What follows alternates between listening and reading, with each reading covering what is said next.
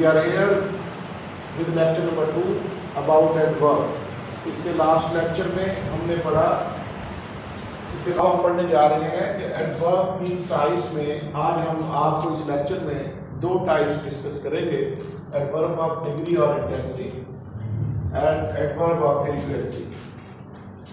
Adverb of degree और intensity से जैसे कि आपको लग रहा है, आप महसूस कर सकते हैं कि जब ऐसे लफ्ज़ जो दूसरे मीनिंग में इजाफा करते हैं या उसकी हिद्दत में इजाफा कर दें। शिद्दत का जो लफ्ज़ है या इंटेंसिटी का जो लफ्ज़ है, ये फिज़िक्स के हिसाब से, केमिस्ट्री के हिसाब से और लैंग्वेज के एतबार से डिफरेंट प्रॉस्पेक्ट्स रखता है।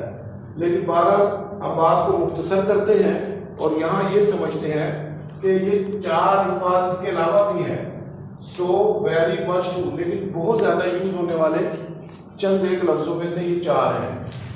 तो जो पहली डिग्री है उससे पहले वेरी और सो इस्तेमाल करते हैं। याद रहे, वो एडजेक्टिव की भी डिग्री हो सकती है और वो एडवर्ब की भी डिग्री हो सकती है।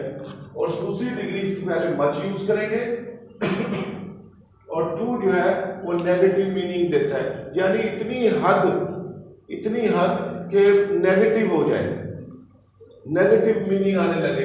इवन कि हम किसी को कहें टू गुड, तो यानी इतना अच्छा जो हमें इरिटेट करने लगे, टू गुड। हालांकि अच्छी चीज तो इरिटेट नहीं करनी चाहिए, यानी जरूरत से ज्यादा। अब आप देखें, जैसे कि आपको पिछले लेक्चर में एग्जांपल दी गई कि नाउन को एडजेक्टिव हार्ट और हार्ट को सो कर रहा है। She is very good teacher, noun adjective और वेरी। माइकल स्वान ने ऑक्सफोर्ड ग्रामर में सो और वेरी में भी फर्क बताया गया है, लेकिन हम इस तरह के डिफरेंसेस बताने के लिए कि ईच और एवरी में क्या डिफरेंस है, सो और वेरी में क्या डिफरेंस है, मच और मोर में क्या डिफरेंस है, इसके लिए हम अलग वीडियो बनाएंगे। तो बहरहाल अभी इतना याद रखें कि पहली डिग्री के साथ सो या वेरी आता है और दूसरी डिग्री के साथ मच आएगा। Your city is much better than that of mine. तो ये जो मच, ये दूसरी डिग्री थी, तो ये मच इसके अंदर आया। अब ये तीन एग्जांपल से आपको टू का यूज भी क्लियर होगा और टू को आप एडवर्ब ऑफ इंटेंसिटी के तौर पर भी समझेंगे। इज टू वीक एडजेक्टिव है, वो इतना कमजोर है कि चल नहीं सकता। आप देखें कि इसमें बज़ाहिर तो नेगेटिव मीनिंग नजर नहीं आ रहा है, लेकिन जब टू और टू का इस्तेमाल इस शक्ल में होगा तो फिर ये उर्दू में नहीं के मायने ऑटोमेटिकली क्रिएट कर देगा कि वो इतना कमजोर है कि चल नहीं सकता। Is too poor to lead a balanced life, वो इतना गरीब है कि वो एक मतवाज़न जिंदगी बसर नहीं कर सकता। My friend is too clever, मेरा दोस्त इतना चालाक है, टू बी ट्रस्टेड, एतबार नहीं किया जा सकता। तो ये टू का इस्तेमाल मच और वेरी का ये एडवर्ब ऑफ इंटेंसिटी है। तो इसी तरह हम चलेंगे एडवर्ब ऑफ फ्रीक्वेंसी की तरफ। जैसे कि आप उर्दू में लिखा हुआ नजर आ रहा होगा, अगर आप इसको जूम करके देखें, ताद्दुद। पहले उर्दू में फ्रीक्वेंसी का तर्जुमा ताद्दुद से किया जाता है, जिसका मतलब होता है तादाद, कितनी दफा। जैसे कि वो पेंडुलम होता है ना, वो सेंटर इधर उधर जाके हम देखते हैं कि इसने कितनी अपनी एग्जीक्यूट की है मूवमेंट। तो how often an action is done, एक अमल कितनी दफा दोहराया गया। फर्ज करें हमने दिन में 5 दफा पानी पिया है, तो ये अगेन एंड अगेन आएगा। तो इसकी जो मैंने एग्जांपल्स हैं वो ऐसे एडवर्ब को अलग कर दिया है जो सब्जेक्ट और वर्ब के दरमियान आएंगे। ये पोजीशन ऑफ एडवर्ब है। जो पोजीशन ऑफ एडवर्ब है उसको हम पोजीशन ऑफ एडवर्ब को समझने के लिए अलग से इसी लेक्चर की सीरीज में हम आपको पोजीशन ऑफ एडवर्ब के बारे में डिटेल से बताएंगे। He seldom visit us, आप देखिए सेल्डम सब्जेक्ट और वर्ब के दरमियान में है।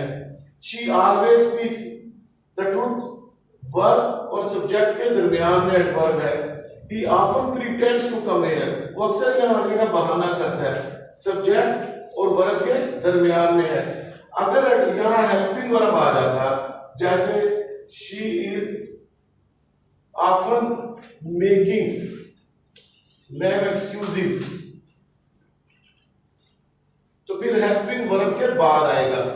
तो दे कैन फ्रीक्वेंटली विजिट। अब इसके अलावा ये जो नीचे है frequently, generally, again, usually, normally, तो ये हम अगर हेल्पिंग वर्ब दिया हो तो वर्ब से पहले भी एडजस्ट हो सकता है, और इसी तरह इन द एंड भी एडजस्ट हो सकता है, और इसी तरह शुरू में भी एडजस्ट हो सकता है, और इसी तरह अगर हेल्पिंग वर्ब ना हो तो मेन वर्ब से पहले भी इसकी प्लेसमेंट हो सकती है।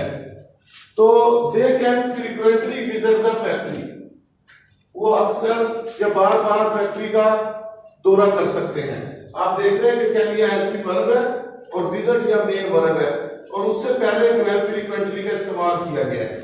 अगली एग्जांपल में वर्ब से पहले किया गया और ऐसे वर्ब से पहले जिस सेंटेंस में हेल्पिंग वर्ब मौजूद नहीं था। इसका मतलब ये है कि अगर सेंटेंस में हेल्पिंग वर्ब आ जाए तो उसके बाद आएगा, अगर हेल्पिंग वर्ब ना हो तो उससे पहले होगा।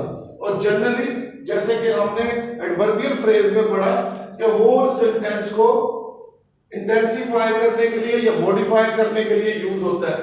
दे sing a song again and again, और ये आखिर में हमने यूज किया हुआ, इसकी वजह ये नॉर्मल होती है, ये पूरे सेंटेंस पे स्ट्रेस डाल रहा होता है।